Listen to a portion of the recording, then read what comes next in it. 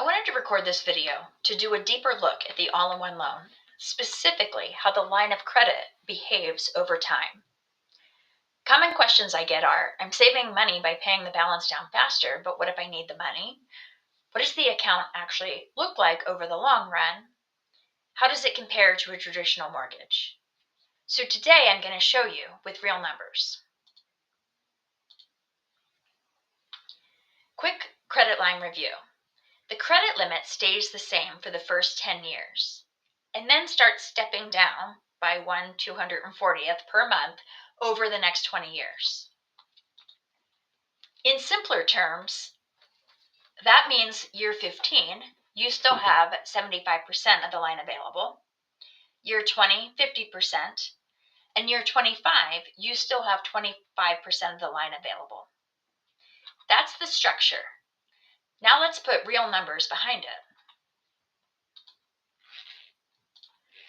I ran a simulation so we can review numbers. I have another video that deep dives into how the simulator works and its features if you need that. But today we're just going to look at a scenario as an illustration of the credit line. We'll look at purchasing a $625,000 home with a loan of $500,000. We'll compare how the all-in-one stacks up against a 30-year fixed-rate mortgage at 6%.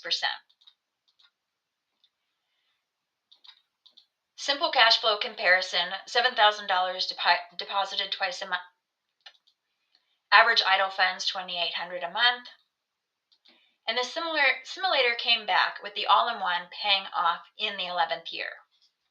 Quick housekeeping note, for this illustration, the simulator is using the current index of 4.001%, and I'm using the maximum margin of 4% for a rate of just over 8%. This simulation is run with that rate throughout. You can see from the chart that we are coming down from a high point on the standard overnight financing rate, which is what the all-in-one is currently linked to. If rates come down over the next 11 years, the payoff will be faster. Obviously, the opposite is true if rates go up. When you look at the chart, you can think about what you feel will happen. The all-in-one came out in 2005, and you can see that that was also a high-rate environment. One of the many features I love about the simulator is that you can use this box here and test out different scenarios. You can change and run worst case scenarios or best case scenarios with your assumptions on this tab. But today we're reviewing ways to look at the results and understand the line of credit. Another feature I love about the simulator is that you can download the results into a CSV. It comes back with an extremely comprehensive spreadsheet. So I pulled out some key dates to review so we can dive into how the line of credit works and the loan stacks up to traditional financing. Let's make this more fun and say you and your friend are buying neighboring homes. You financed yours with the all-in-one loan and maxed out your line of credit with a $500,000 loan, so you have nothing available at the starting point. Your friend uses a traditional financing and gets a 30-year mortgage at 6%. He also financed $500,000, so his principal and interest payment is close to $3,000 a month. We'll look ahead at year number 5. Your loan balance is now $327,000. You have spent $168,000 in interest. Total that has come into your checking account and swept over to your loan is $341,000. But only the interest amount is lost to you. The remainder, $172,000, is now available equity whenever you need or want it. It's simply working for you to keep your loan balance down. Your friend, over the same period of time, still has a loan balance of $465,000. He has spent $145,000 in interest and close to $35,000 in principal, but that is now trapped equity that he cannot access. He has spent $179,000 and has lost access to all of that without a new loan. However, in your case, you have spent $23,000 more in interest than your friends. If we were running this scenario and you were only planning to keep the house for 5 or 6 years, then we would look at this and say you're better off with a conventional loan, as it would save you money. But an important note, remember the all-in-one loan is a lifestyle loan. So the year number 5 numbers in this case, or any other time slots, are unique and individual to your situation. There are times it would pencil out in 5 years. There are other times it may take 10 or 15 years to get more efficient than traditional. It may or may not make sense to you, and that's why running your numbers is so important. But in this case, let's say it's your lifetime house, and we'll jump ahead to year number 10. Your loan balance is now $64,000. You've spent $251,000 in interest. Total that is swept into the loan is $687,000. But that full amount that went to principal is still available to you. So you still have a line available of $435,000. You only lost access to the cash flow that went to interest, the $251,000. Your friend's loan still has a balance of $418,000. He has spent $278,000 in interest, plus $81,000 in principal. So he has lost access to $359,000 of his cash flow. At this point, you have also saved almost $27,000 in interest versus his loan. So if you were both to sell at this point, you're ahead of the game. Here's a major distinction I want to make.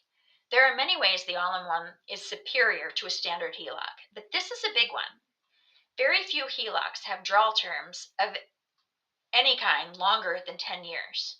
So if you would have almost paid off the loan on a standard HELOC at this point with your idle funds, you have tied up the entire amount and would need a new loan to access the money.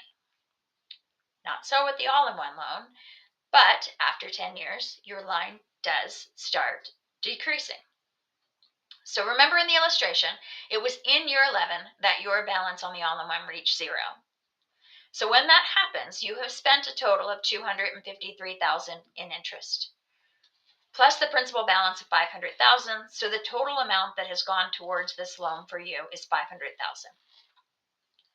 Your line at this point has started to step down.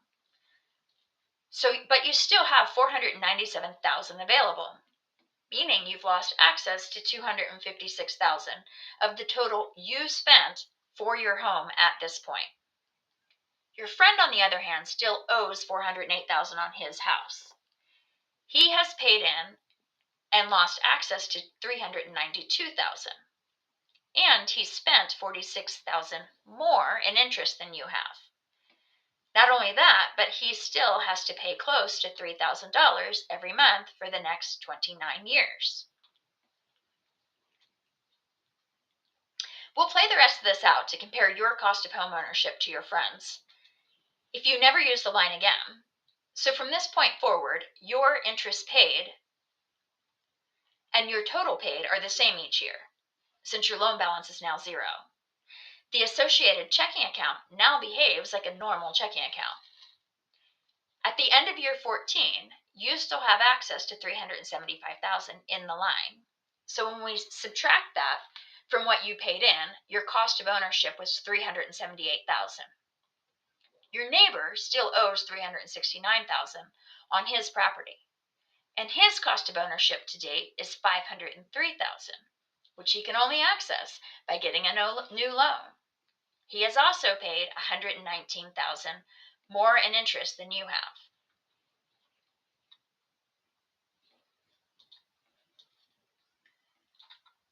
At the end of year 19, your line access has dropped to the 50% mark, but you can still access $250,000. Your friend still owes $289,000 and has lost access to $683,000 and paid $218,000 more interest than you have. End of year 24, you can still access $125,000 from your line. Your friend still owes $180,000.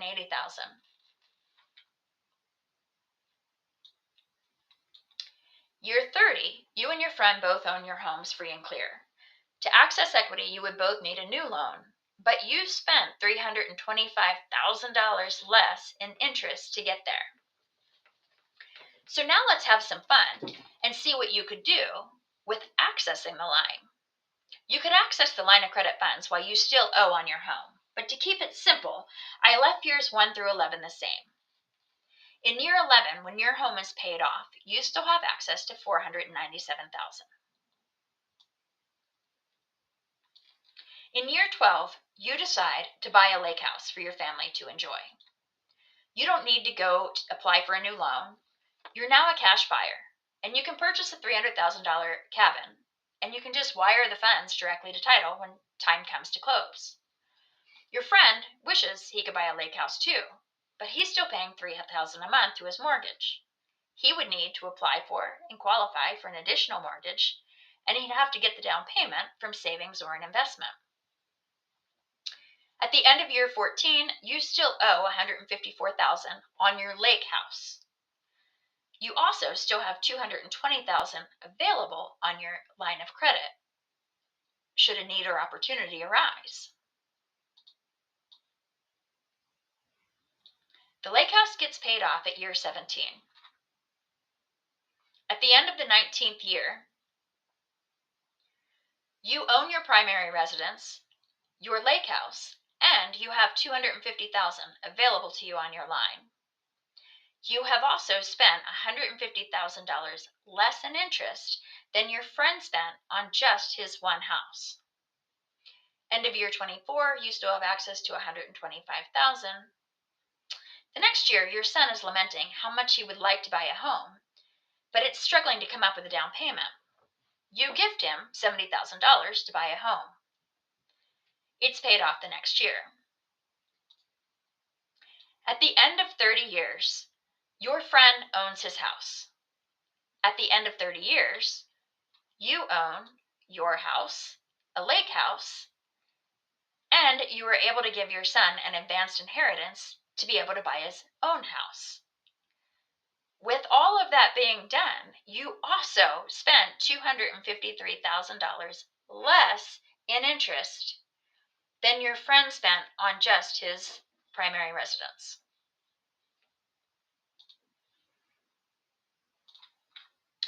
If this sparks ideas for yourself or a client, reach out.